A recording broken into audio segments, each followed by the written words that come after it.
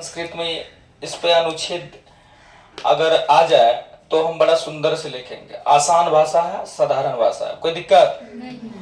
और इसको सजा रखे हैं और इसको लिख रखे हैं, इसको आपको समझना है। फर्स्ट लाइन है, फर्स्ट लाइन का रहा संस्कृत विश्वस्य प्राचीनतमा भाषा अस्ति। संस्कृत दुनिया का प्राचीन भाषा है। संस्कृत विश्व का प्राचीन भाषा है। कोई दिक्कत अस्थिर रहे तो आपको लगना चाहिए है का वर्तमान काल का सेंटेंस बैठ रहा है ना। कोई दिक्कत? संस्कृत विश्व का प्राचीन है ना भाषा है। कोई दिक्कत?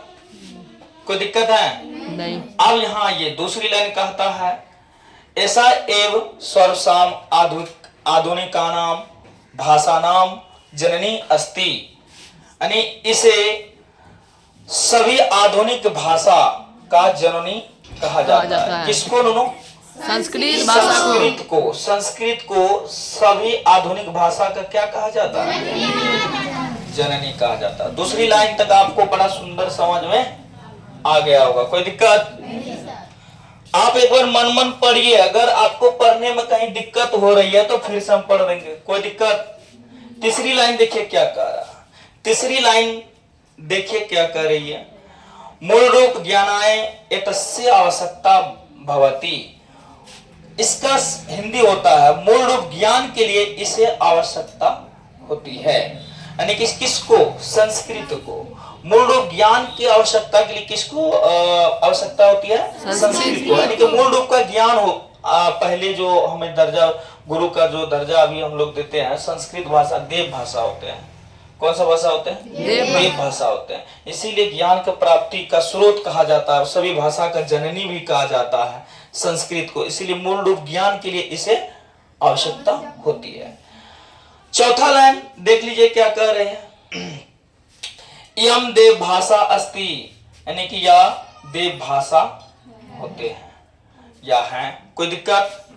या देव भाषा है यानी संस्कृत देव भाषा है ना।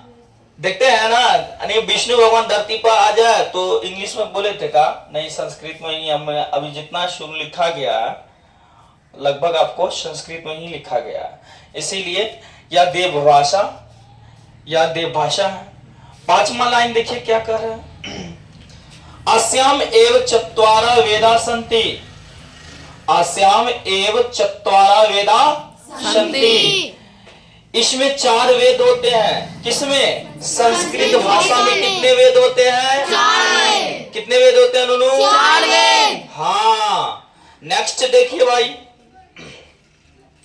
प्राचीन समय संस्कृत भाषा एवं सर्वसाधारण आसीत। प्राचीन समय में संस्कृत भाषा को सभी के लिए साधारण होते थे। यानी साधारण भाषा कहा जाता था। किसको? संस्कृत भाषा को प्राचीन समय में। अभी तो बड़ा कठिन है कि नहीं? बच्चा बढ़िया से हिंदी नहीं लिख पाता, हिंदी नहीं पढ़ पाता तो संस्कृत कहाँ से? अभी बहुत कठिनाई हो जाता है संस्कृत पढ़ने में। अभी लगभग हमारे क्षेत्र में बहुत कम संस्कृत पढ़ा लिखा है। जो पढ़े लिखे हैं तो उसको हम लोग महत्व देते हैं और उनसे पढ़ते हैं, सीखे हैं तो आज फिर पढ़ा रहे हैं। ठीक है। प्राचीन समय में संस्कृत भाषा को सभी के लिए साधारण भाषा होते हैं।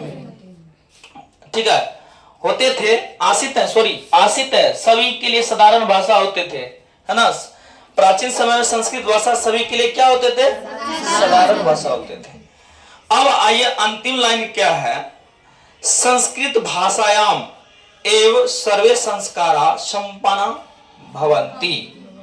संस्कृत भाषा में सभी संस्कार को संपन्न किया जाता है। हाँ, किया जाता है। भवन्ति मतलब होता है सभी भाषा को संपन्न मतलब कि रखा गया है। समझ जाइए, संस्कृत भाषा में सभी संस्कार को संपन्न किया गया है। ठीक है, समझ में आया कि नहीं? ये बात आपको समझ में आ जाना चाहिए। 7 लाइन है, 7 लाइन में अगर आप जवाब दे दिए, अब बड़ी अच्छा आसान भाषा है। आपको कोई किताबी भाषा नहीं है, मन से लिखाया गया है। मन से आपको लिखना ही है। एग्जामिनेशन जो आप देने के लिए जाएंगे वहां तो पहले पृष्ठ में तो लिखा रहता है विद्यार्थी यथासंभव में अपने शब्दों में उत्तर दे। हाँ ठीक है, ऐसे लिखा रहता तो ये अपने शब्द है, जरूर है। संस्कृत में अच्छा स्कोर बनाना है तो अपना शब्द में देना है। ऐसा नहीं देखना कि बहुत सारा गलती लिखी है, ऐसा कुछ नहीं है। आप अपनी इच्छा से जितना लिखेंगे उतना आपका स्कोर बनेगा। ठीक है, संस्कृत भाषा में सभी संस्कार को संपन्न किया गया है। ठीक है, चलिए आगे नेक्स्ट अनुच्छेद लिखा जाए।